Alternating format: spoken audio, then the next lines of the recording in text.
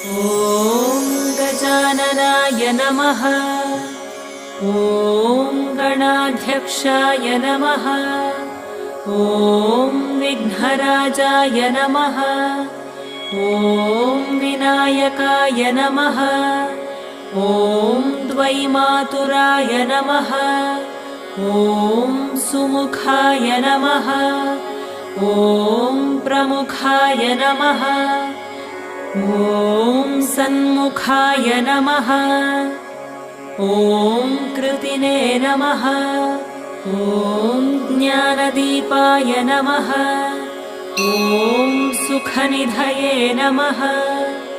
ॐ सुराध्यक्षाय नमः। ॐ सुरारिभिरे नमः। ॐ महागणपतये नमः। ॐ मान्याय